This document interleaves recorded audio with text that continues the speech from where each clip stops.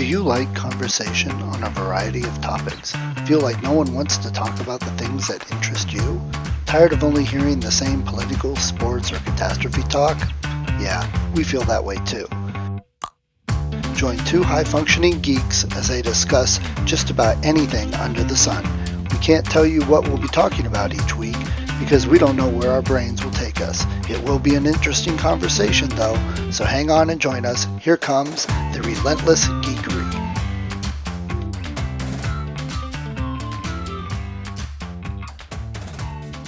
Hey, Alan. We both got snow escapes. Exactly. It's funny here in California where I currently am. There was only lots of rain instead of snow, but from what I understand, it's sweeping across the nation. So We had a every little bit of snow yesterday, but it didn't really last. it's I'm flying in and out of Denver tomorrow to get home, and so I was really hoping that that wouldn't coincide with exactly when they're getting buried. We'll see. Right. We'll see what's going It could turn into one of those comedy Christmas travel movies. exactly. It stranded in. Let's see. I'm gonna boy, I don't even know how I would get out of Denver. Like you can't really hop on a bike or I'm sure I'd get a car and then be stuck in the following the snowplow route out of the mountains, that Right. kind of thing. So, And you mentioned about the weather, talking about it, the apps and the tracking and all that. It's funny, and I've had this discussion with Colin. They are definitely better. I like AccuWeather. That app seems to be pretty good, but it's the farther out you go, the less accurate they get. They can pretty much predict today and really close to tomorrow, but you get 2, 3, 4 days and it might as well change. It will change by the time you get there. I mean, that's traditionally been one of those. There's so much chaos involved in the interactions of huge systems that exactly as you get further out, it becomes less and less reliable. But what I've noticed, and I use AccuWeather as well. From what I understand, they tap into like the National Weather Services.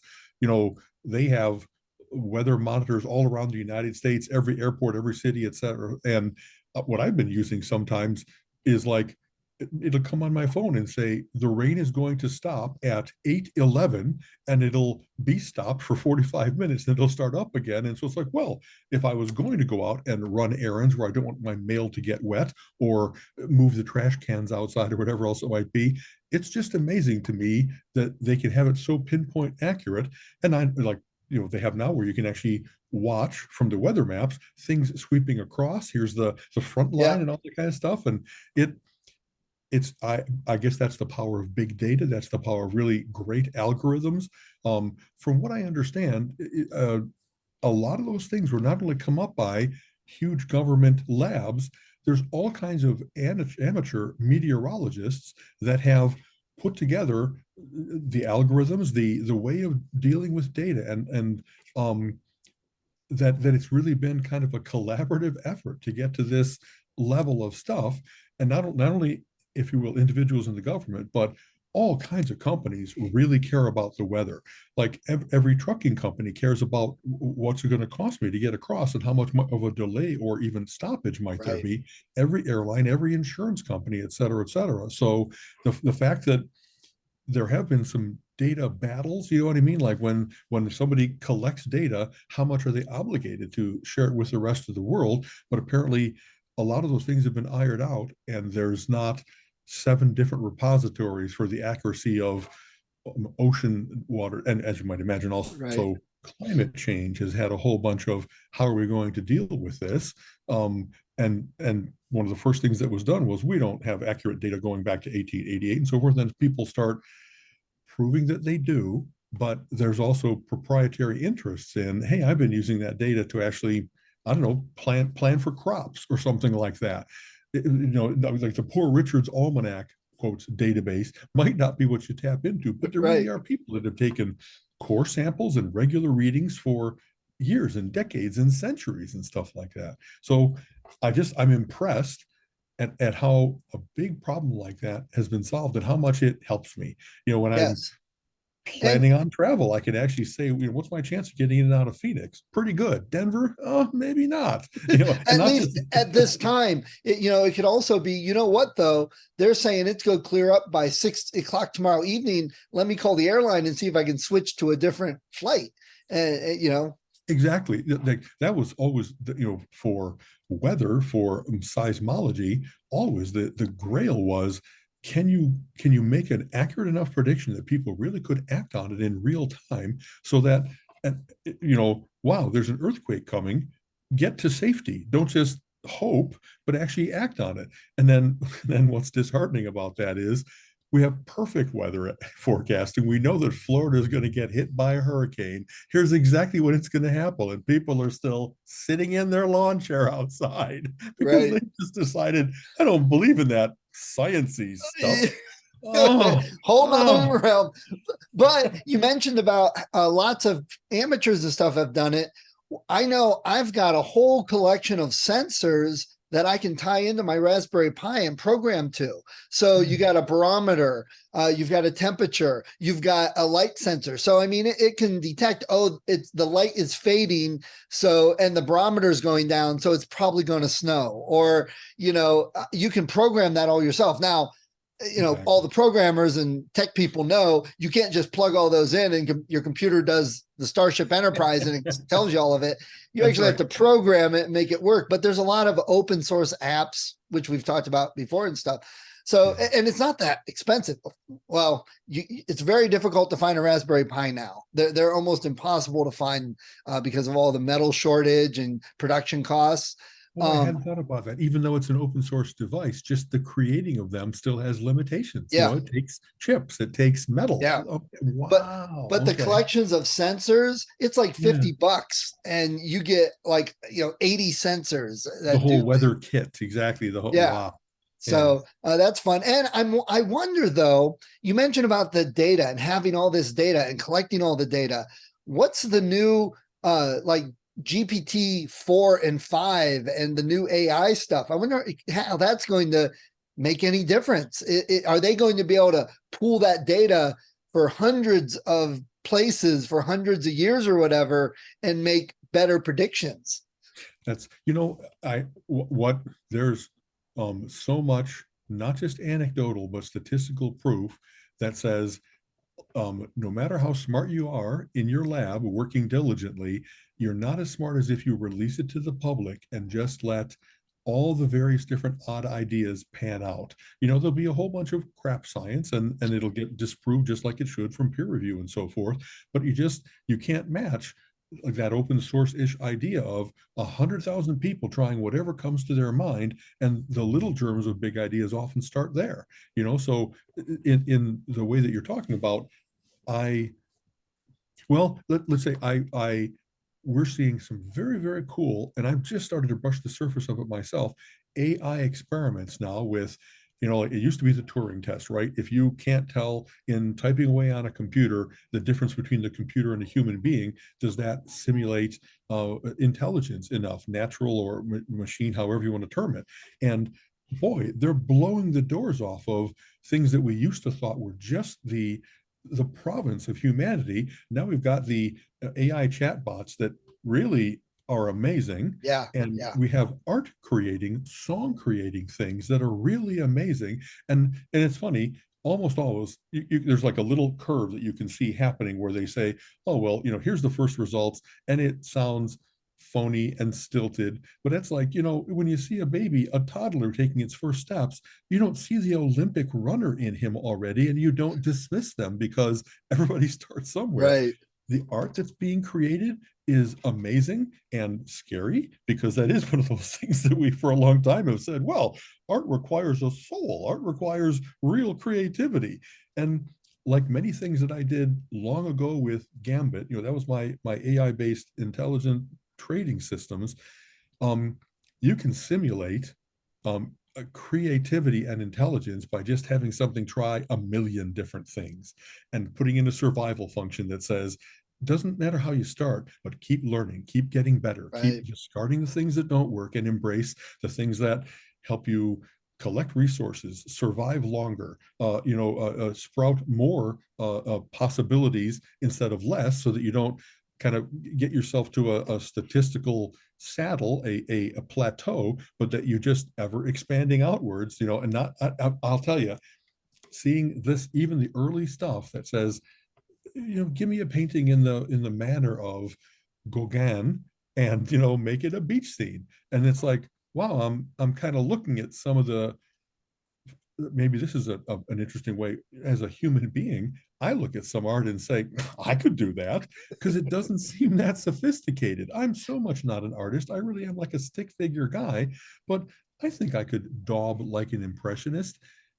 Maybe not. I'm so full of shit. You know what I mean? To be able to capture the play of light and shadow and substance and movement in a still image, it's an incredible skill. But Yes. when the computer can simulate, I kept daubing until it looked like a sailboat out on a little inlet, and enough so that it matches whatever their criteria are for most people looking at this would now see a sailboat. That's just amazing. That you know what I mean? That it's not self-aware necessarily, but it satisfies the function of like an impressionist thing. I see trees with leaves on them of various different shades, and it really isn't that. It's just little, if not Right. pixels, blops of color, and yet isn't that down to the various styles of art. Pretty soon you're going to have give me a cubist thing that isn't meant to be realistic. It's meant to take a set of known shapes and do what it can to say, if I want to have something that looks like a horse, what does a horse really consist of? And I'm looking forward to seeing all the ways in which people play with it and produce things that are like Right. unnervingly human. Yeah. You know what I mean? It's crazy. We started the year off with the whole AI thing being on the borders and not much you can do with it, but it looks interesting, blah, blah. And now, like you said, we've got Chat GPT, which will talk to you and answer a million questions, Mid Journey, which does pictures. And I know a lot of authors that are using Mid Journey to create book covers. And they, Instead of paying a human being, which is a yeah, little unnerving, but it's like the more, if you have an idea of what you want it to look like and your creative control is more satisfied by running a whole bunch of different things. And I guess humans are really good at this. Like, I don't know what I want, but here's some parameters. And then it spits out 100 different images.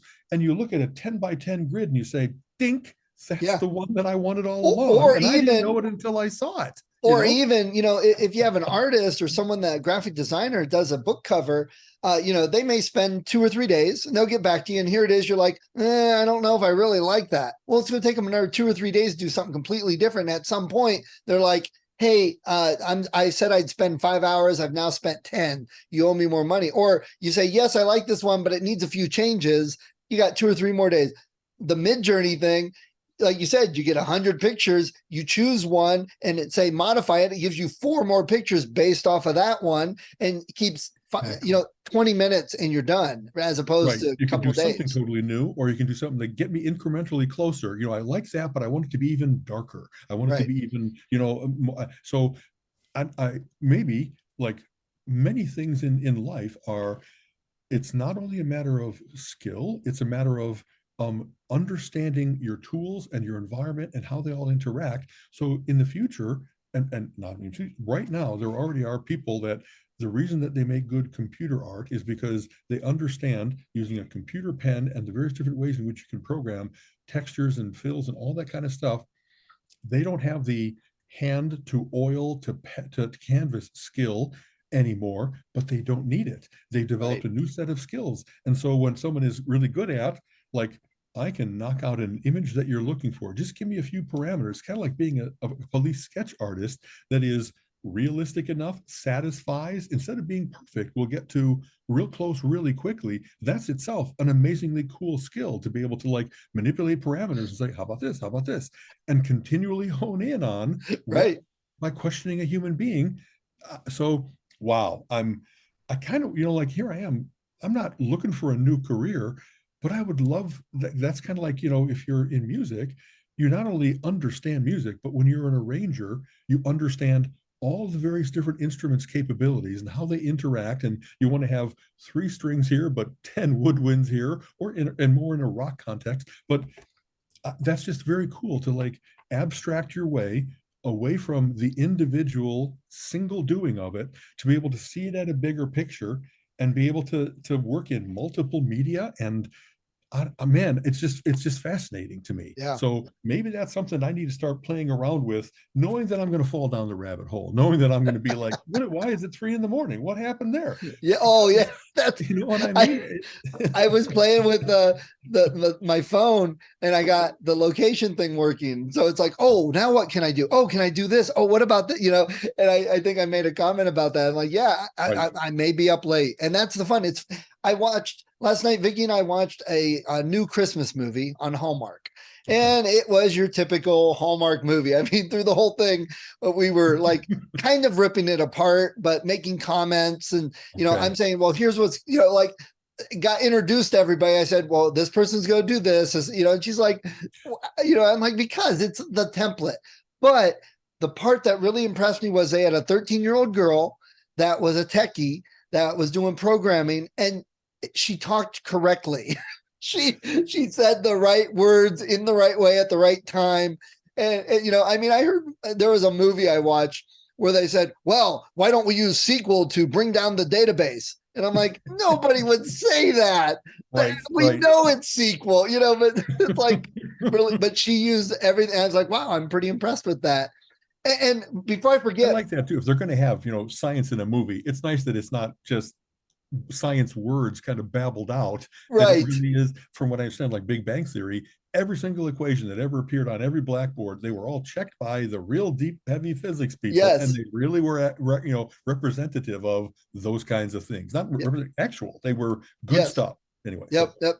Do you remember back in the day, and we've come so far away from this, do you remember Eliza back in the Yes. 80s? The One, big, one of the first chat bots. One of the first. yes. Yeah. Yeah. Yeah, and we've come so far from that, but I'm surprised I haven't seen anybody put up an Eliza bot. Well, maybe they have. Maybe I just haven't found it. Because that was the thing. Oh my God, Eliza's talking to you. No, Eliza's going on a few keywords that are programmed in. This is going to go down a weird rabbit hole and maybe get weird quickly. So I'm out here visiting with my mom, and my mom has, regressed. She's no longer the fully intelligent, mature human being that she once was. So part of communicating with her is, what does she get? She seems to understand most things, but doesn't reply back to where, like if you're in a conversation, you say things to let them know what you heard them say, and then how you would reply, how you would emphasize or I don't know, negate what they're, all those kinds of things. And so I'm learning that new skill of, how do I kind of work with an Eliza, a chatbot that I don't know that I'm getting simulated conversation or real conversation, because sometimes she says things that it sure seems that she knows what's going on, and other times, and maybe also it's the memory thing, I expect, I guess, the persistence of something. When Colleen and I talk, she remembers everything. She's uncanny, I guess, in a way that I am, but I have a pretty good memory, as do you. And so it's shocking when I say things to my mom, and then the next day she doesn't remember anything that we talked about. Or 5 minutes later sometimes. Even exactly that. And so at first it was troubling, but now I've I guess I have survival skills. I don't want to only be frustrated or sad or angry or any of the ways in which I could be pursuing this. It's more like, well, now I have an experiment. How do I let her know that I love her? Alan is doing human experiments on his mother. Psychologically, you sound like Sheldon.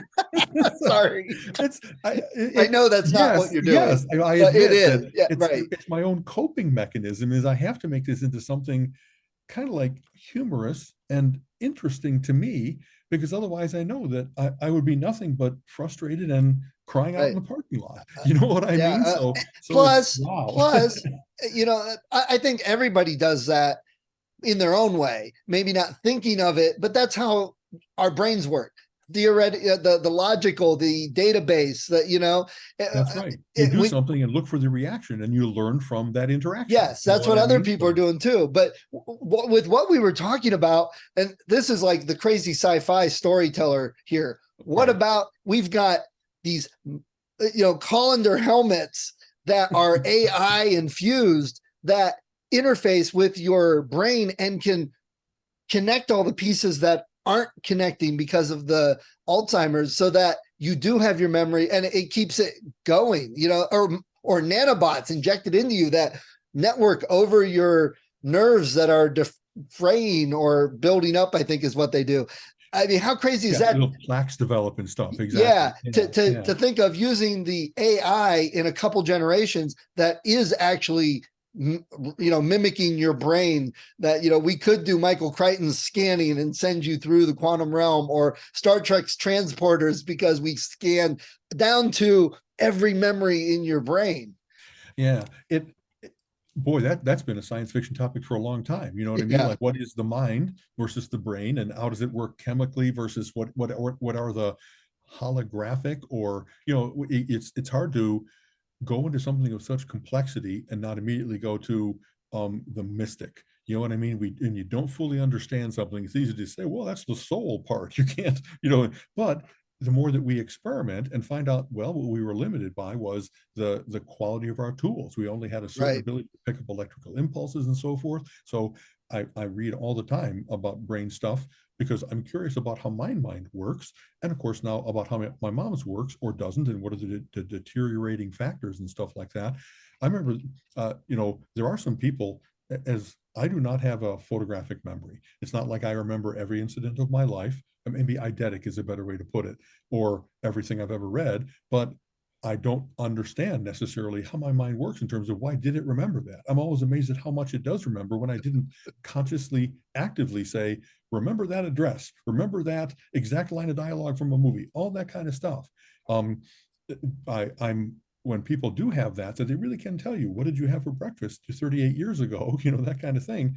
It's kind of amazing, but it's kind of scary, because I wonder, how would I function? Is my mind, part of how your brain works is it does like chemical cleanup each night to make sure that you reinforce the memories that you need and get rid of all the clutter, if you will. And I don't know, if I had nothing but clutter, it'd be hard to get to pattern finding, or at least Right. that's my image of it. Maybe it wouldn't. Your brain just is really good at making the connections and at maintaining them, and it just doesn't lose anything. So whatever those little chemicals are that do that cleanup routine, you just have less of the, brain away. Yeah. And, and stuff like that. And what if like the AI did track and keep all the thoughts that your physical brain is getting rid of, and then like your mother with the Alzheimer's, that it would detect, oh, it's not making the connection, and it would like inject it back into you, and you wouldn't even notice a difference. That'd be living with the Alzheimer's without it even affecting, I mean, Exactly. crazy to say and think about, but why wouldn't it? I mean, talk to the chat bots and stuff on AI now. What's it going to be 20 years from now, Yeah. We live in a very interesting time in that, in the United States, unfortunately, over the last couple of years, we've actually had our life expectancy go down on average because of climate change and COVID and various different things where we're kind of like shooting ourselves in the foot. But my theory has always been, and it's kind of proven out, as you get older, every year you get older, your life expectancy actually goes up, because you're showing yourself to have whatever those interesting resilient genes are that don't let your telomeres get too short, where you go into apoptosis and like programmed death, and you stay vital enough where your main systems, your breathing and your digesting and all that kind of stuff, they're still working correctly nominally, instead of the wrongness of cancer or the wrongness of just miswiring somehow. Right. And so I'm hoping that in my lifetime, it's not only that I was blessed with good genes, most of my parents made it to their late 80s. I want it to be that, hey, science is going to come along. And that's always kind of how I talk about, come on, nanotech. I want the guys that are going to go in and like continually monitor my body and stop the cancer and stop the disease, and anything that is not in line with my living a long time. I don't want to be old and decrepit, a little husk of a guy. I want to be vital and be able to like take a walk. So I got to maintain my balance. I got to maintain my all that stuff. But I'm hoping, Colleen and I have laughed for a long time. We want to make it to 141. By that mean, and 143. I was born in 59, her in 57, and I don't want to just make it to the one turn of the century. I want to make it to the next one. I want to make it not only to 2000, but to 2100. That means I got to be around for 141 years. And that's not it's not beyond the realm of possibility. We've Right. got people naturally living to the 120s nowadays, and they're studying the blue areas of the earth as to what is it that lets you make it that far. It's the right lifestyle, the right amount of companionship, the right, diet and exercise, the miracles of diet and exercise. It doesn't have to be It, nanotech. It if just has to be take care of yourself. if we would get the right people in charge to help support some of these things instead of the wrong people that are making things so great by being greedy and selfish and corporate, we might have some things happen. And I think you remember the episode of Big Bang Theory where Sheldon wanted to make it to the singularity, so he made the robot with the face and all that. I Yes, think instead of that one particular time that's just going to be boom, it's probably going to be a slow progression. We've got the AI stuff. There's going to be some new stuff with that. It changing this, that, and the other thing. And 10 years from now, if we really look at it and look back, it'll be like, oh wow, yeah, that affected this and it went to this and did, that's that's what's right. going to happen. And we won't even Yeah. notice 20 years from now all the changes because they just kept going and crept up on us. Exactly. I mean, I've been I've if you will, been a futurist for a long time. And one of the things that the futurists say is that, the future's already here. It's just not evenly distributed. And so those things that you see, that there's a breakthrough in material science and in mind science and in, you know what I mean? We will start to see those things interact. And maybe what you just said, we'll be able to trace back when we finally get to the singularity. Oh, here's how it came to be. But while it's coming at us, it's not necessarily predictable. That's kind of like a big stretch here. Gould talked about the idea of punctuated equilibrium in evolution, that things don't follow a nice upwards curve. There's all kinds of ups and downs as to something fills a niche perfectly, but then there's an environmental disaster, and that you can see from the course of the fossil record and so forth how we got to really good stable state, an explosion, the Precambrian explosion and various other things, and then things happen to curtail that, and it's the survival function more than the fecundity function that matters more than anything else. We'll see that happen, I think, in humanity, that as we get more and more people working on more and more things, and there's breakthroughs in energy and of food production and whatever else it might be, will we get to teleportation? That might not even matter. You know what I mean? And it's kind of when we usually put together our little list of what do we want to talk about today. One of the ways in which humanity kind of like it does its speculative fiction to say, what would a world be like that in the future, and let's go to the good version of that, not the bad version of that. And so the multiverse idea has exploded outwards. The fact that we might be not in one universe but in multiples, and that it's by choices that we form those new universes. So I used to call that alternity, the alternatives of all that kind of ever branching thing.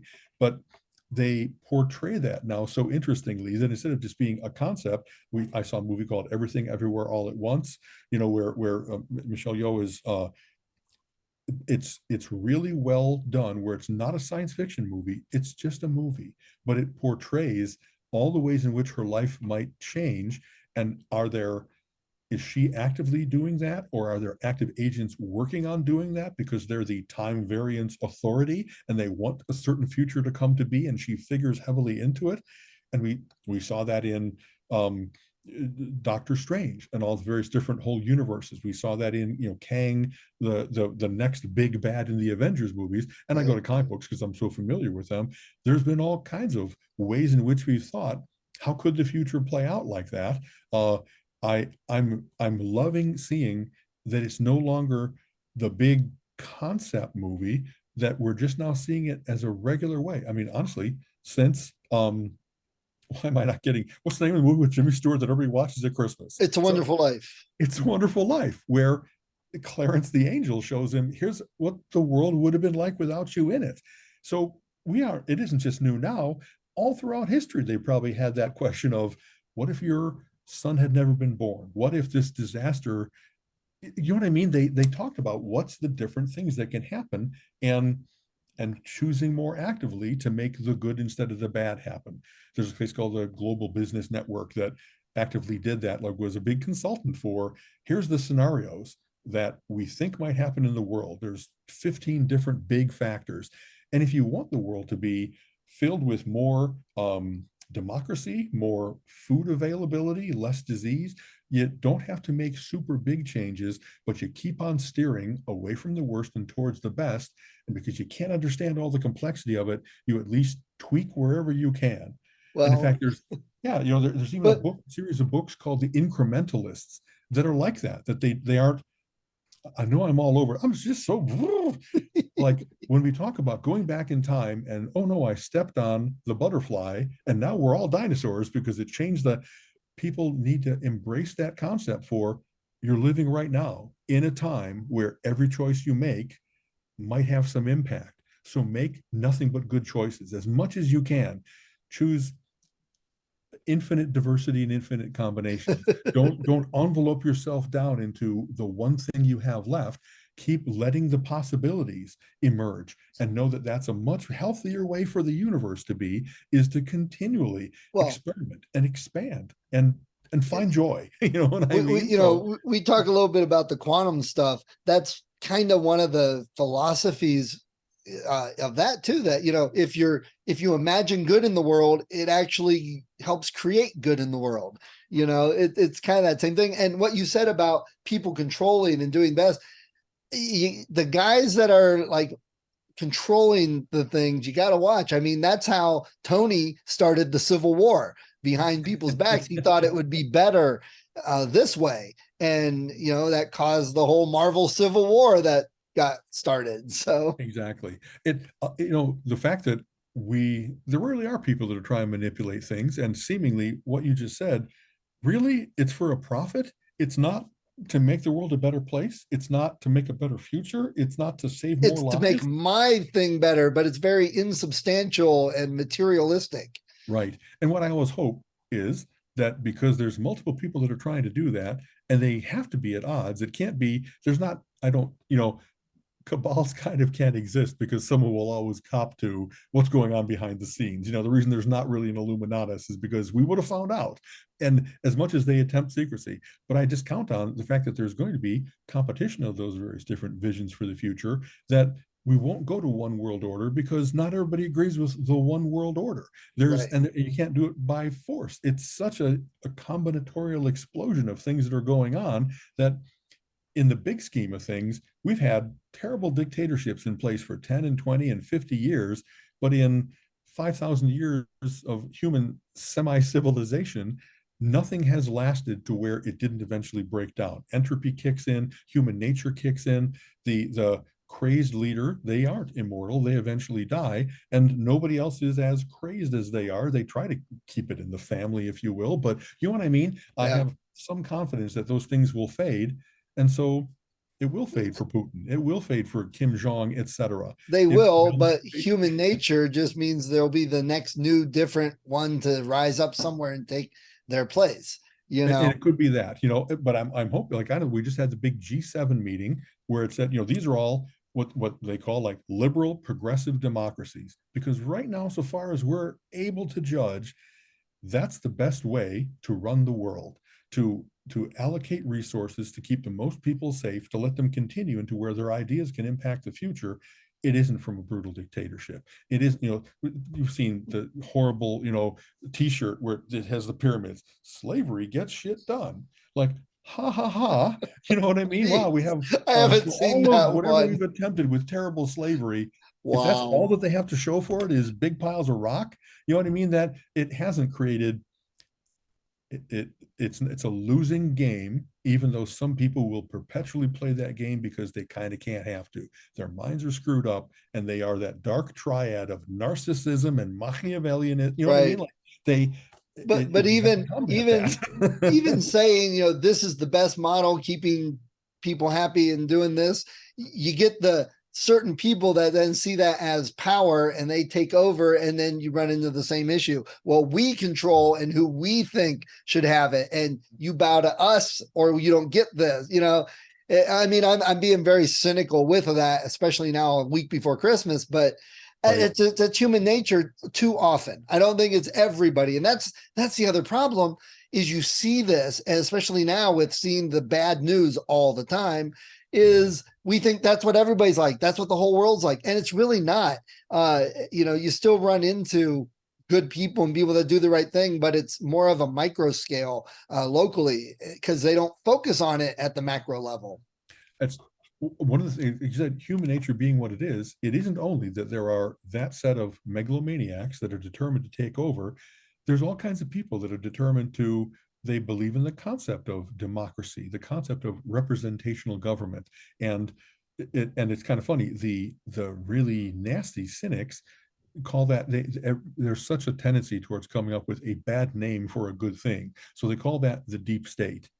And mostly what that is, oh, you mean the people that are determined to do a good job despite the crazies that occasionally get into power?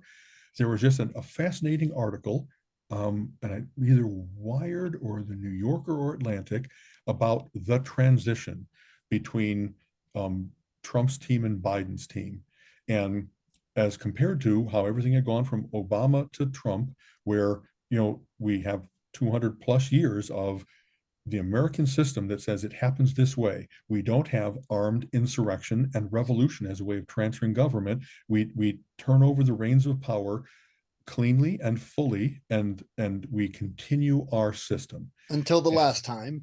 Until the last time. And the Trump regime did everything that it could to screw things up, but it didn't do everything because they can't do everything. There were people within government that said, I don't care what you're telling me to do. I'm going to maintain the records. I'm going to make sure that the things are done legally. You are not a dictator. You are a hired hand that runs by the Constitution. And what the Constitution and the body of law says to do is, we are going to maintain these records, and we're not going to. So despite, what did Trump do? Pull troops out of various different places that put us at terrible disadvantage compared to what we had built up to that point as being a peacekeeping force, and withhold information on nuclear stuff, weather stuff, destroyed data, and so forth. He overturned good rulings just because Barack did it. Well, we're overturning that. It didn't matter what it was. How many pristine parklands have we lost recent years because of that? But It made somebody rich, not us. Yeah. Well, there was a great, cartoon. One of the ways in which that came out was that Trump started to do that. Hey, we're selling all of our national parks so that somebody can go do mining. And then they had, a little cartoon of a lady forest ranger getting that order in the computer and going, nope. That they understand what's really at stake. They understand the continuation of, this is a resource that all the American citizens have the right to, and that we're not vacating the office, and we're not stripping the land of all of its beauty. And so I have confidence of that for every person who tries to erect that big engine of destruction, there are people that are inside of it making sure that good things keep happening and that they are maintained, and that when that aberration goes away, they'll emerge from their little,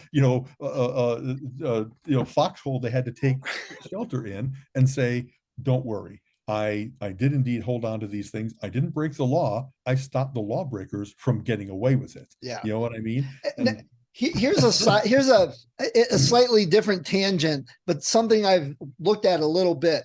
And I've said this before, that part of our reaction to things isn't always the best, isn't the smartest thing to do. A lot of times, to fix a problem, the way we as a culture seem to react is the exact opposite extreme. We don't swing instead of the incremental, right? Yes. And I just saw this at Kirk Cameron. You remember him back in the day, TV show and stuff. He wrote a friendly kids book, very Christian based, but he can't get schools, libraries, and whatever to let him do an author visit and a talk about it because, oh no, we don't want that Christian stuff anymore. We focus on LGBTQ stuff and we can't have both. So instead of, okay, we can do both. And, for the people that want this, they're like, we used to not do LGBT, all Christian, and now we're doing the exact opposite and you can't have. And I myself wouldn't go to his book signing to meet him and get his book, with it being that heavily Christian based and messages pounded in your head. That's not me. But I'm like, so what if somebody else wants to go to it? Let them. But on the flip side, do those people then have to say, well, I'm not coming into your library if you have LGBT stuff? Well, this is my problem. We can't go to either extreme. Where can we find some middle ground? And why do people have to get so upset that somebody is doing something different? This is freaking America. Everybody does something different, unique, and that's the point. Yeah, I don't get it. I think it really is. It's kind of funny. I once wrote a post about, how many of our problems could be solved just by like going back to those silly little Kindergarten rules you rules. learned when you were in exactly kindergarten, is that like you share. What's good for the goose is good for the gander, that you don't set up that double standard. And but so they don't. in the same way that we don't want our libraries to have Kirk Cameron coming in to do his Christian book, the churches really aren't volunteering to have the creationism and evolution talk in their church. And so I guess not everything has to be everything to all people. It's okay, as you said, to have all the various different variety out there. But it does seem that there are places that insist on intruding instead of, we got our thing, you got our thing. It's kind of equal. Let's go with that. So that's why we had to have actual court cases in Dover, Pennsylvania, talking about creationism now wrapped up as intelligent design, another great naming choice, an utter lie. You know what I mean? And they proved it. They kind of said this has not enough scientific basis to be taught in a science class. And I guess that's the whole point. If you're going to call it a science class, you kind of have to stick with, how does science work? It's provability, it's reproducibility, it's the hypothesis. And that's my big problem is they're not just like, look, this is what I believe, let me tell you about it, this is why I believe this. It's like, no, if you don't believe this, you're wrong, and we're going to do everything possible to make your life miserable and cut out anything that how many books get put on the banned list every year because one Christian parent said that should be banned. I'm offended. I'm going to sue, and and they ban like a whole slew of books because of that. It's one of the joys of that situation is, boy, that cat is out of the bag for like 30 years now. By that meaning, you can't ban a book anymore. I can go to the bookstore and get it. I can go online and get from my library through Hoopla. You know what I mean? The people are fighting the last war if they really think that taking a book off of a shelf and throwing it on a pile and burning it, which is as shocking, and they're doing that for the shocking image of it. But there's no way to stop the spread of information. No matter how hard they try, they sure can get in the way. They sure can make a big. I'm happy to see that in opposition to those people, there are the Brooklyn place that says, hey, everybody in the United States can get a library card with us. We'll give you that book. Your child gets to read whatever they want. The parent gets to decide for the child, not somebody else's parent. Exactly. That's so, right there. That's the bottom line. Right. And the first time that I heard that, it's like, well, shouldn't each parent decide for their own children? That never seems to slow down the people that are sure that they know what's right for everyone, even though they can't. They can't know everybody's life circumstances. Whatever that virtue crap, pardon me. Bless you. Bless you. There we go. Three, you're done. Yeah, but it doesn't slow them down. So it's like, well, take care of your own kids. You know what I mean? You're the ones that can judge whatever you want. And the fact that society makes allowances for those who want to do homeschooling or those who want to control what their kids are reading. It really is, I'm religious, and so I'm going to judge what's right for my faith. Sounds great. I'm religious, so I'm going to judge what's right for you. Go to hell. You don't get you to can't do that. say it's this not is a public that you can beat me with. You can't say this is a public school for all the kids when we're just doing what one small group of people want. That's not how that works. And then you can't say, well, if you don't like it, you can go elsewhere. Well, why don't you? I mean, Absolutely. I don't know, that is unfortunately, let me think how to say this. The ways in which things are available throughout the United States has both helped and hurt the cause of free information. At first, when they started to have the internet, oh no, naughty things might be available. And they had big rules that said, if you expose a child to that is its own crime. Well, because you can go on the internet and not be aware of where anything is, they started to have people in Kentucky, maybe the more illiberal conservative places suing people in California for hosting something on their website that they didn't stop their child from getting to it. They didn't put their own filtering software on. They wanted it to cease to exist. And so you had Kentucky rules applied to California, which is kind of on the face of it ridiculous. Right. Having said that, whenever you hear that fight for states' rights, it's like, wow, every time I hear states' rights invoked, it doesn't seem to make things better. It makes things worse. And for your significantly large definition of whatever better or worse is, but if it really is access to information, a learned populace that knows enough to be able to vote correctly and stuff like that, states' rights always seems to be about narrowing those choices, not expanding them. And I'm looking for good counter examples to that because I don't find many. It seems to No. be the ruse that says I'm going to be able to exert influence locally and then expand that nationally, whether it's court cases or school cases or whatever else it might be. And just I'll tell you, I don't think that we are this way because it's my philosophy, my politics. It's because I'm a geek, that I understand that more information most often makes for better choices. Learning how to process that information and throw away the outlier values and get to the most probable, the highest certainty choice, that's kind of how a geek's mind works. And every time that someone proposes an aberration to that, I demand that this be true no matter the level of proof. It doesn't meet the level of proof.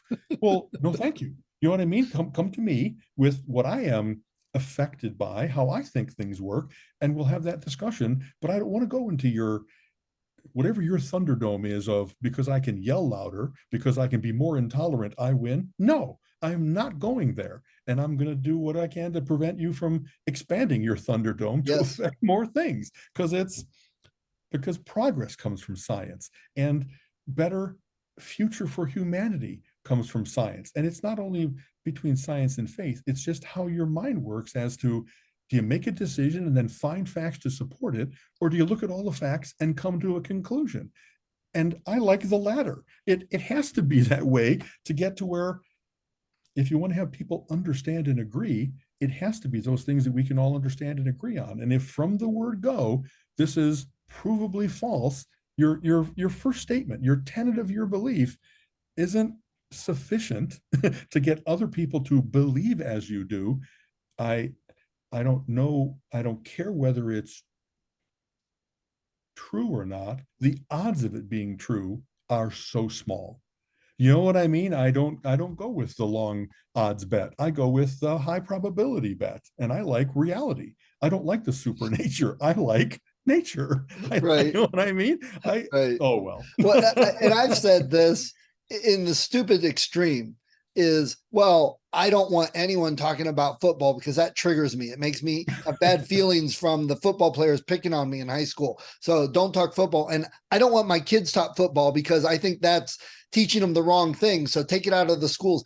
Where do we draw the line? They're saying, oh, we can't have these books. We can't teach this certain thing because, oh, it's against our beliefs. Well, what if I don't believe in what we're doing with sports? Oh, nobody listens to me on that. So who decided that nobody should listen to me? So, hey, you mentioned the library.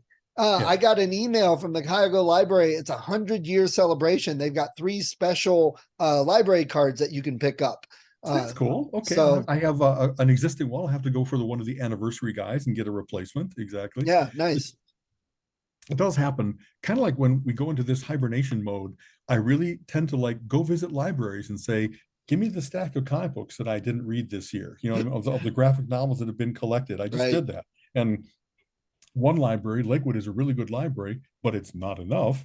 So then I venture out to, well, Rocky River has its own and a different selection, and so does Westlake, and so does the Cuyahoga Valley library system and the Cleveland library system have all kinds of different outlets. And I kind of have to keep, at one point, I could return them all to Lakewood Public Library, and they had a library inter-exchange system that they would get them back to where they belonged. And then unfortunately, twice now I've had, hey, we're going to dun you because you never returned this book. It's like, well, I did. And within a week after checking it out, but apparently it kind of got lost in the system that it's not at Lakewood, but it's also not where it should have gone. And so now I got to pay $22. So now I have to plan my little route of, okay, keep the Rocky River in a separate stack. And when I'm done with Rocky River, take them back to Rocky River. Right. So it Right. was because the Lakewood Library, as you know, it's like a block and a half from my house. If I do a real good Frisbee throw, I can boomerang it into the book return slot. You know what I mean? Right. And I was getting really spoiled by that. I've had to adjust my behavior. And luckily with such a good system, all those books that are banned, you can probably find them in the Cuyahoga Exactly. library system. Also, Colleen and I, we did we talk about this last time? I'm not sure. We regularly make up another thing you get when you go into kind of New Year mode is. So I like to be. It's what I'll be talking about at the end of this month. Drinking from the fire hose. There's so much out there. There's so many options. I don't want to just guess. I kind of don't mind having there be people that are knowledgeable about film, about books, about games, whatever else it might be, help me to get to the good stuff so that in the course of my lifetime, my average for quality stuff is high. And there's all kinds of stuff that even on Netflix, they don't have everything anymore. It's hard to find, I don't know, all of an artist's work. When I'm trying to watch all the Hitchcocks, we're probably still 10 away from watching all the Hitchcocks, but they're in the unknown part of the Netflix queue. They don't have a DVD to send me anymore. They don't stream it because it's not worth the dots, the bits on their servers. Dots. I can't believe I said that. Isn't that funny? It's like their movies are made of very little dots. It's that candy that you lick off the little paper. Exactly. But it gets the impression. So we're hoping that because libraries now have Hoopla and Overdrive and stuff like that, that libraries have old DVD, maybe even VHS copies of things. If I fire up the VHS tape, it might be that it's a little crackly. It's been watched 200 times, but that I'm going to actively pursue using the interlibrary exchange program to try to bring stuff to me and say, let's finish off the Woody Allens, let's finish off the Alfred Hitchcocks, the Steve Soderberghs, whatever we have as our directors that we like to watch, or certain I want to be a little bit more active in my choices, make the big spreadsheet, make the big database and check things off as I get through them. It's a very satisfying thing to say, yep. Well, that's how Reese gets some of the horror movies from overseas and other countries. Lasagna, might exactly, take a while, but he's gotten stuff from like Thailand and Bulgaria, like 3 horror movies ever made in Bulgaria, and he had to request them and get them shipped and find, that's part of the fun, but it can be done. So, hats off to our library system and all of that. Honestly, like I said, because I can't find them in the easy way, they're not on Netflix and Amazon. They're not available, to buy easily. I really am going, well, who would hold on to things no matter what? And libraries are getting their own pressures now to say, hey, if something hasn't been checked out in 20 years, maybe we really will sell it at the library book sale or something like that. And maybe that's true for movies now. It used to be that every VHS was a novelty, and then DVD came along and pushed those kind of the end of the queue. I kind of don't want them to just go into the landfill. There should be somebody that goes to that library book sale and says, I'll be the vault. I'll be the guy that maintains these things. And, for VHS, I guess you got to make sure that they're like temperature and humidity control so they don't turn into glue. Or or digitize them. Yeah, exactly. And that's what I know, that there are places that are doing exactly that. HP has a big foundation in California that's determined to digitize all kinds of old movies that there's like 3 copies left in the can, the 3 reels that used to be able to put onto a projector in the theater. And they really are getting like nitrate, right? It deteriorates and can even like burst into flame, and whatever the other non-archive quality things, they're trying to get it to that next level of archive quality. Exactly. Yeah.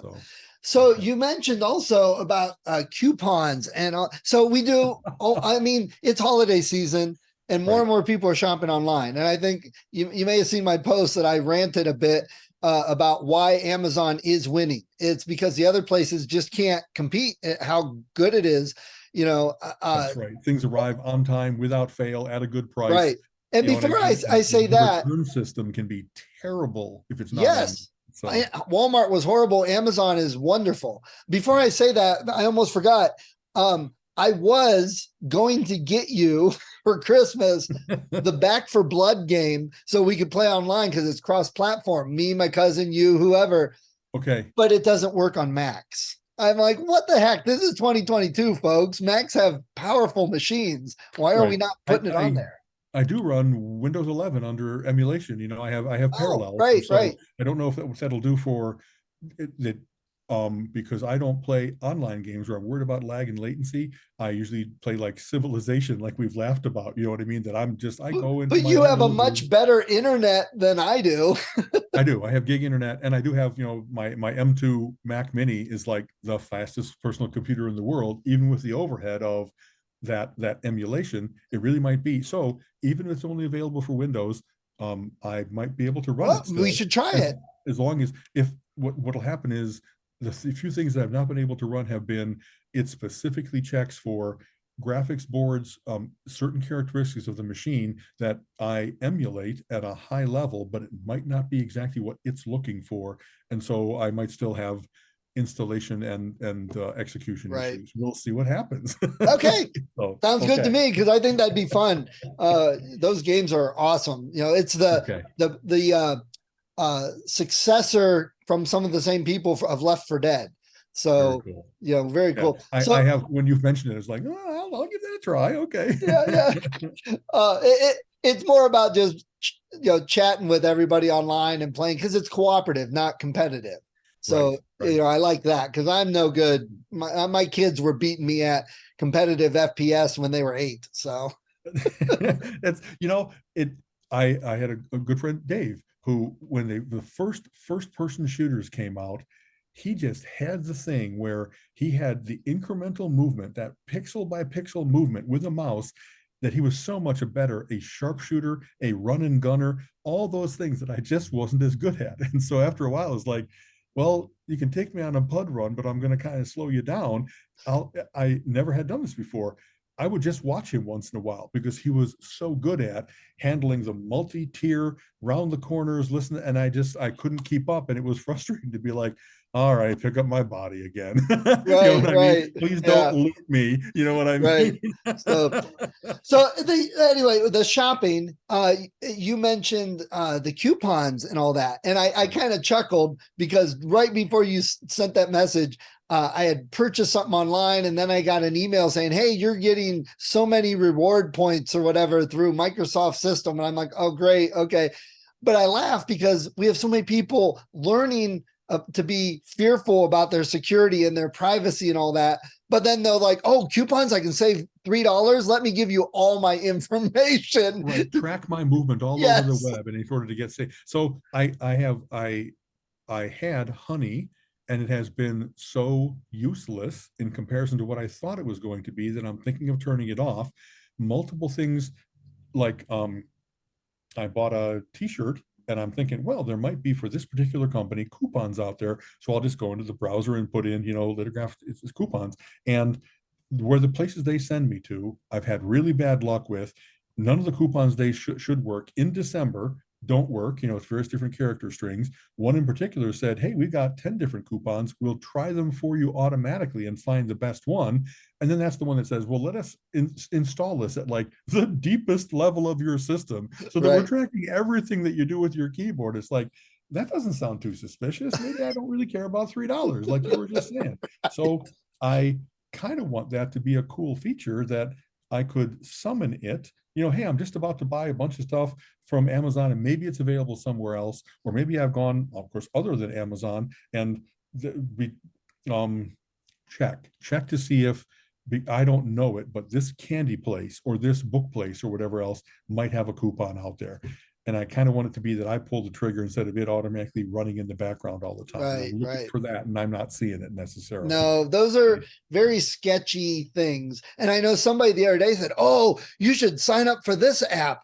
Why should I sign up for that app? Well, all you do every time you buy something, you take a picture of your receipt and put it in the app, and then you get money back.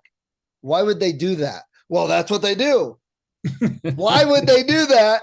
And what information are they getting from it? What am I giving them well, Right. they don't, they just give you money back. Right. All right. Not the home address, not the credit card number, not the Right. total fucking keys to the kingdom. Yeah. Exactly. That's Yeah. funny. So, I mean, Microsoft Edge, which I've been using more lately, Okay. has a kind of building coupon thing. That's the new way Microsoft is making side money, is through affiliate and coupons. Because I think I mentioned I got an email, Microsoft Xbox newsletter email. Here's what's upcoming. Here's what's on sale. Here's how many hours, all that jazz. But then it had affiliate links in there for Apple Music. Right. I was like, are you kidding me? Like, they acknowledge that their efforts have not proven successful in that regard. And so Right. if you're going to offer music, maybe it is time to go to the market leader or whatever. But I don't disagree with them, but why did they use that instead of like Spotify or Pandora or somewhere that they could, hey, let's partner up against Apple? That just seems like what they would think, but nope. I think because that rivalry is old news. Yeah. Back when it was Windows versus Mac boxes, that might have really mattered. It hasn't mattered in a long time. Now it's all about browsers and phones and apps. And you know what I mean? That there was always kind of a frenemy aspect to that. That Jobs and Gates knew that they needed each other in order to keep advancing, growing the field of computing. And so I think it's still some part of that it isn't, like I said, that's an old rivalry. Yeah. The management has changed and they don't have the same enmity towards each other that they might once have in competition. Right. Microsoft's point, Gates did whatever back in the 90s to help save Apple at that time. And I remember, man, that was a huge deal when Jobs was making Microsoft Office available, and it really that was one of the most demanded things. And him saying, I will continue to do this and, we'll invest in you guys. And it's like, and it's kind of funny, Gates and Jobs were the figureheads, but I think it was more Ballmer. He was the hard as nails businessman that regularly tried to, there's no deal you're going to make with Microsoft that doesn't have them coming out on top. You know what I mean? Embrace, extend, and extinguish, as I recall, was the Borg. Like that, so. But I've seen the coupon things too, and I've kind of avoided them just because I've never seen one that doesn't look sketchy or that doesn't trigger my antivirus security and stuff. Like that, so when I found a coupon that works, occasionally I can't remember. It's handy to save like 10%, but even then it's like, okay, now I've got a relationship with these guys that, for once they help me get slippers for a better price. And it's kind of funny when I get their emails, I'm like, boy, you're barking up the wrong tree. I needed you for that one purpose. And I don't know that I'm going to be buying slippers again or your stuff again and again. And again. So, well, it's like Kohl's, whenever you buy something at Kohl's, you get Kohl's Cash.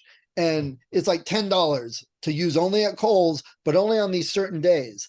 But then when you go and use that, well, now you've got more Kohl's Cash. So they get you in that cycle of always coming into Kohl's, and I tend to refuse that, because they're trying to get me addicted. You know what I mean? And also I really hate when they did have some kind of loyalty program and then they canceled things. Oh, there's going to expire this year. It's like, wow, you haven't stopped flying. I haven't stopped flying. Why in the world would you say those were only good for a certain period of time? And in fact, Books A Million is one of the worst. They give you like a card, when you sign up for their book club. I buy enough books that it's worth doing it for that thing. But then they give you like a freebie, a $5 or $10 thing that expires in like a month. And like, wow, it seems you're encouraging me to know that you're not trying to really give me a gift. You're giving me kind of a time bomb. You know what I mean? There's an attitude involved as to, we don't really want you only as a repeat customer. We're going to have this go away. It was a fake gift. It was an Indian gift. Oh, that's such a horrible thing to say, but I'm going to embrace that stupid. You know what I mean? Old term. Yeah. It's because it's the same thing with everything, that there's a majority of people that respond and react, and they know how they respond and react. So people like us that stop and think and look at it, we're not their target. We just happen to be on the list. They're going out. They don't care. They go after these 98% that are doing the other thing, which is how Trump, did his whole message. I hate bringing it always back, but that's what he really did. He knew how to talk to these people to make them feel like, oh, I'm saving $10, Right. It's kind of funny, I just saw this meme. I've often talked about, it really distresses me to know that we're going into some of these elections, and it's not just Trump. It's been 20 different elections where, to me, the choice given like the decent candidate and the Nazi candidate should be 90-10. Someone should club the other. And instead, they win like 51-49. It's unbelievable to me that so many people have drank that Kool-Aid and are ready to screw the country up. So someone portrayed it instead of my being, oh, statistics. It was, so here's the choices from up in Canada that I see the United States perpetually making. Um, Everybody gets a puppy, 50.1%, diarrhea forever, 49.9%. That's how many people are willing to vote for the most horrible choice because of whatever the memes are, whatever the manipulation is, whatever the appealing to hate and bigotry and Yeah. polarization. And it's distressing. You know what I mean? I can't go south in Ohio without worrying about I'm in enemy country. I'm in a place where they perpetually vote against their self-interest. They vote against sense. Oh well. Yep. It's just living in a weird world. Yeah, yeah. Well, that's kind of a sad thing to kind of wrap up on for the week. So it's almost Christmas. Finish shopping, but don't use the coupon codes. Go to the library. What else did we talk about? Play Back for Blood. It's everybody does this. Like, when we're out shopping, it's like, hey, this person will really like this. Ooh, I would really like this too. It's the one for them, one for me type thing. Yes. So I did it to myself a lot for Christmas music. I bought a whole bunch of new Christmas music that friends had represented was good to them. But then it was also like, as long as I'm out here, I put certain things on my my wish list and stuff like that. And there's all kinds of things. I'm so omnivorous that there's 3 times as many on my want list. And it's like, it's really been 3 years since this was like released, and this is a better price than when it was released. I might have to like get this, and then maybe I'll give it to Colleen to give it to me, but maybe I'll just have it. And I don't have to do that. Colleen shops wonderfully. She's amazingly perceptive and amazingly generous about, you know what I mean? We really do. It's only the two of us. We shower each other with gifts. We don't even have a cat or a dog to give chew toys and catnip to. You know what I mean? So I always I've been getting Colin rock CDs, like classic rock, the best albums of all time. Every year I say I'm going to get like 3 or 4, and I end up getting like 7 or 8 because there's just so many good ones I want to give them. Yeah. So this year I went with the blues. I'm like, let's go with the people that influenced all this classic rock. So I got like the best blues artists, and I'm like, wow, I might have to borrow those CDs sometime. And my rabbit hole this year I got sucked into was the little gnome guys, the little faceless, eyeless gnome guys. I was at a show and I was like, oh my gosh, that is a gnome Grinch and a gnome Max, the dog. I must have that, That's and then funny. I'm like, well, those are cute too. I'll take that one. And now I go everywhere. And I'm like, well, that one's even cuter. I'll take an ornament for that, So I fell down that rabbit hole. That's funny. Gnomes don't do it. It's kind of funny. Action figures, all different kinds of little guys like that have never done anything for me. And if they had, I'm sure I would be crowded out of my office with how many things I would have. Yes. But somehow that's an addiction I've been able to resist. Don't know how, but actually I'll close on this note. Oh, I went to see a band called Project. They're a progressive rock cover band. But it's not just like a bunch of guys that know how to play bar rock that decided to take on some Yes and Genesis. These are guys from great progressive rock bands like Marillion, like Spock's Beard. They're great players, and they don't just do then one group's music. They do all the favorites that they wanted to learn how to play when they were little baby proggers. And now they're incredibly accomplished at doing it. So Mike Keneally, who's played with Zappa on a bunch of albums, can play everything, but he's fantastic on guitar. And Ryo Okamoto from Spock's Beard can play everything Emerson did, and Wakeman, and Banks. And you know what I mean? Like to hear someone else just able to play some of this delightful, incredibly complex music. And great Mark Bonilla on guitar, who played 20 years with Keith Emerson after ELP. So Jonathan Mover from Marillion on drums. Who am I missing? Pete. It's like a prog supergroup. That's a great way to put it. And so for 2 hours, I just wallowed in, oh, they're going to do some Pink Floyd for me. Oh, they're going to do some Genesis. They're going to do some ELP. They're going to do some Gentle Giant, and I laughed like, people play Gentle Giant just to prove that somebody besides Gentle Giant can play Gentle Giant, because it's amazingly not just complex, it's syncopated in like every a time signature, it changes 10 times in a song, I you think know? people do that with Muse also. They play it Okay. if you've ever Yeah. listened to Muse. So I sat in the back, and you know, I nobody was behind me, so I could actually, like, you know, I hate being the guy. I was not going to be the guy that my phone is blinding somebody else in the place, but I just, like, because I was there solo, trench coat show, Colleen was not with me. I, like, kind of commented while it was going on. It's like, oh, now they're doing Have a Cigar. Oh my God, I now saw they're all doing that. Dance Yeah. on a Volcano in Los Endos. And I walked out of there grinning, my face tired from Nice. how much I was singing everything and playing the back of the chair in front of me with my air keyboards. You know what I mean? I just had the greatest time, and they had a great time. They love playing that music. They love the fact that they can share this with the audience. And so it was like I don't know, maybe a 300 seat place in downtown Escondido, California. Total luck that I even found out that they exist, that this place exists. I had seen Project one time before, but it's actually a different lineup because people kind of go in and out of this thing. I just, that's my Christmas gift to myself, was how I Nice. got to wallow in hearing great Yes music and great.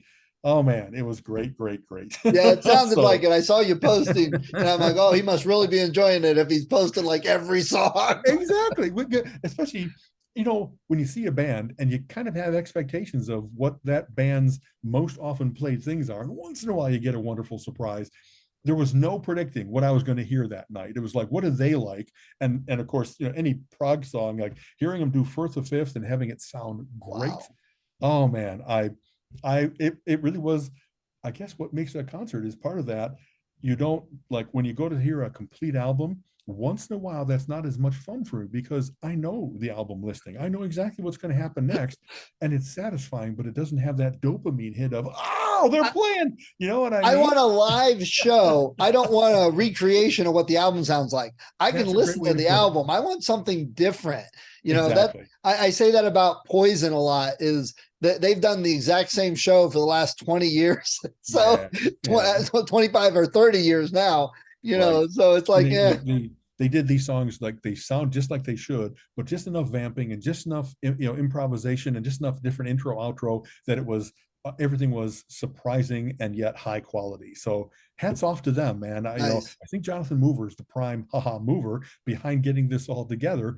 And so it's very cool that he's connected up in that world that he can go to these great players and say, hey, you want to do like a little 2 month tour playing all your favorite music? Okay. Yeah, nice. I love So, that. man, Rio You know Akamoto. what? I can't. I didn't look them up on Spotify. I'm going to see if they have anything up on Spotify. Uh, They might have captured some of their live stuff. I don't think they have an any album, original yeah, material. You know what I mean? yeah.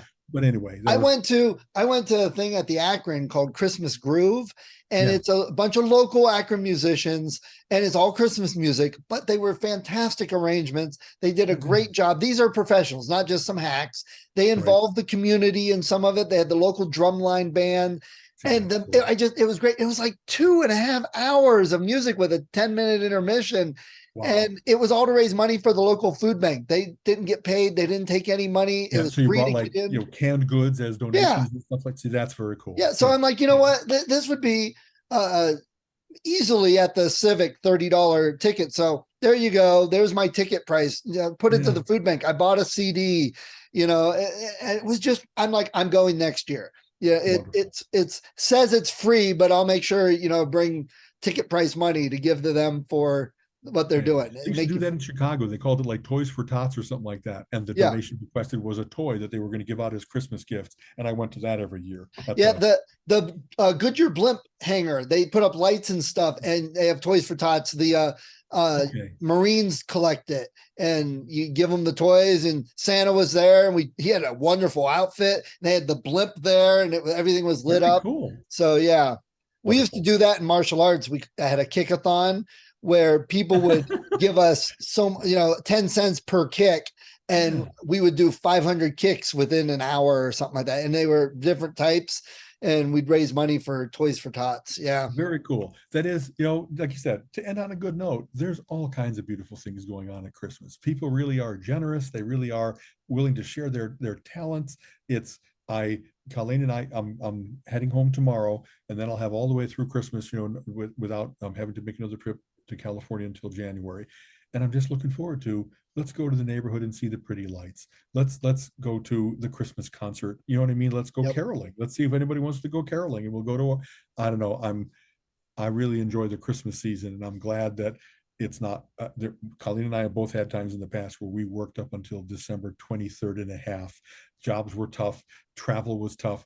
It's nice to have, kind of like in the maturity of our careers, that we don't have to do that. We'll have shopping time, we'll have goofing off time. So looking forward to it, man. Yeah. You know, Yep. A week and a half left. Really nice.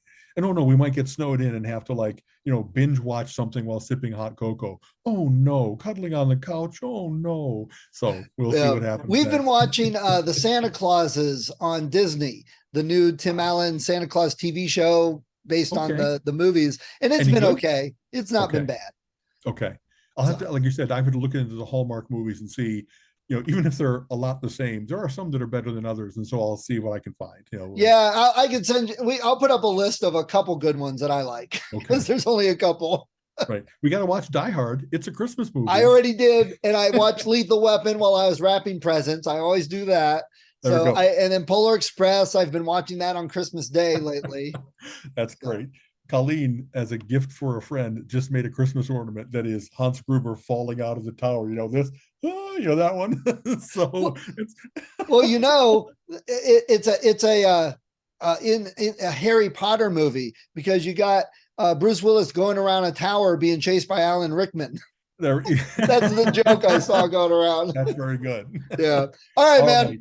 As always, a pleasure, Stephen. Take care. Talk to you later. Have a good week. You have been listening to the Relentless Geekery podcast. Come back next week and join Alan and Stephen's conversation on geek topics of the week.